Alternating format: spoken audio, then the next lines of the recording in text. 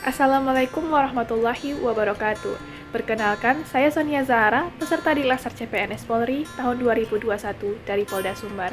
Baiklah, hari ini, Senin, tanggal 19 Juli tahun 2021, saya akan meresume materi pada hari ini yaitu tentang komitmen mutu.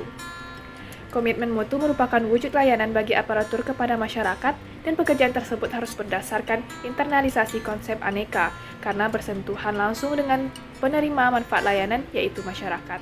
Mutu kinerja aparatur dalam memberikan layanan kepada masyarakat dewasa ini masih banyak yang tidak mengindahkan ketentuan peraturan perundang-undangan. Masih banyak ditemui berbagai praktik penyimpangan yang dilakukan oleh oknum aparatur yang tidak bertanggung jawab ketika mereka memberikan layanan publik. Pelayanan publik yang bermutu merupakan wujud akuntabilitas dari pemerintah selaku penyedia pelayanan publik. Pelayanan publik yang bermutu akan menciptakan kepercayaan publik kepada pemerintah. Penyelenggaraan pemerintahan dan pelayanan publik harus mendeskripsikan karakteristik ideal dari tindakan yang efektif, efisien, inovatif, dan juga serta berorientasi mutu dalam penyelenggaraan pemerintahan. Penyelenggaraan pemerintahan dan pelayanan publik harus mendeskripsikan karakteristik ideal dari tindakan yang efektif, efisien, inovatif, serta berorientasi mutu dalam penyelenggaraan pemerintah.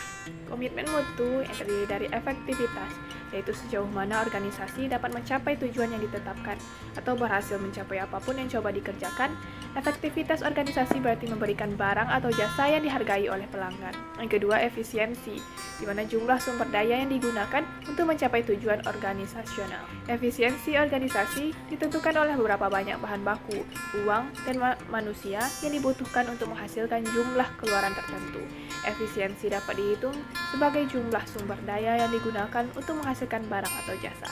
Inovasi, itu cara utama di mana suatu organisasi beradaptasi terhadap perubahan-perubahan di pasar, teknologi, dan juga persaingan. Selanjutnya, mutu.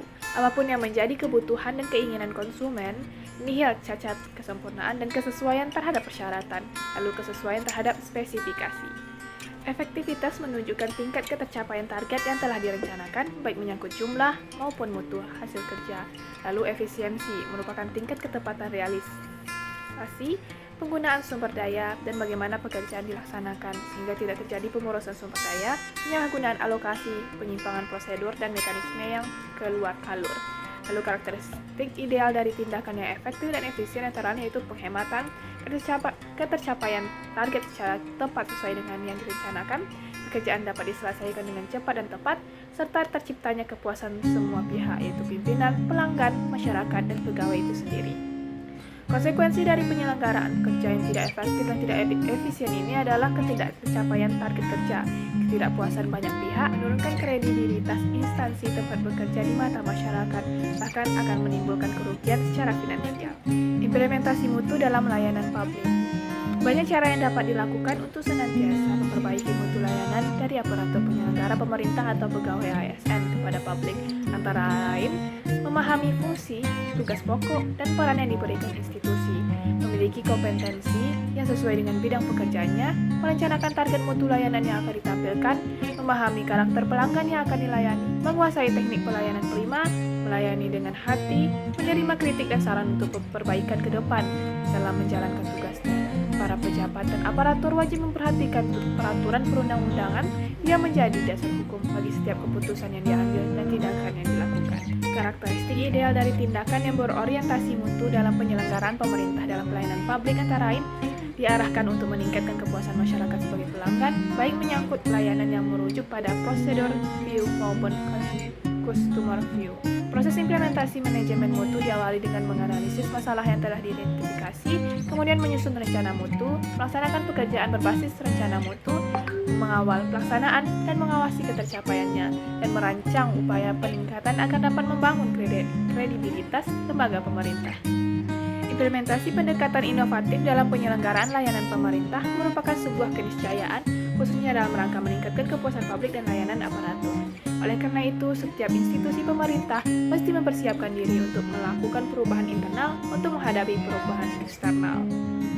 Upaya peningkatan produktivitas PNS sebagai aparatur penyelenggara pemerintahan dapat dilakukan melalui banyak hal, misalnya peningkatan kompetensi, motivasi, penegakan disiplin, serta pengawasan secara profesional untuk mengawal kinerja PNS agar tetap berada di jalur yang tepat, tidak melakukan penyimpangan. Aktualisasi nilai-nilai dasar komitmen mutu yaitu dapat perubahan dari yang pertama orientasi kepada peraturan menjadi orientasi kepada publik, lalu cara kerja ABS, rutinitas dan asal-asalan menjadi orientasi kepada mutu, bekerja secara baik dan benar, ketika sikap pasif menjadi sikap dinamis, proaktif dan inovatif, yang keempat cara kerja individualis dan egosentris menjadi cara kerja tim atau kolektif sebagai satu kesatuan proses untuk melayani masyarakat. Aktualisasi nilai dasar komitmen mutu dalam pelaksanaan tugas aparatur akan mendorong terciptanya iklim atau budaya kerja unggul yang dapat menumbuhkan keberanian untuk menampilkan kreativitas dan inovasi. Dengan demikian, pergeseran orientasi kerja diarahkan untuk memotivasi aparatur mengubah mindset menurut layanan bermutu. Orientasi kerja bukan pada kewajiban menjalankan rutinitas kegiatan, melainkan pada semangat pengabdian untuk memberikan layanan publik yang terbaik dan siap menghadapi berbagai kendala. Orientasi aparatur bukan dilayani, melainkan melayani. Baiklah, sekian rangkuman pembelajaran pada hari ini, yaitu komitmen mutu. Jika ada salah saya mohon maaf. Semoga pembelajaran berikutnya dapat berjalan dengan lancar. Amin amin ya rabbal alamin. Assalamualaikum warahmatullahi wabarakatuh.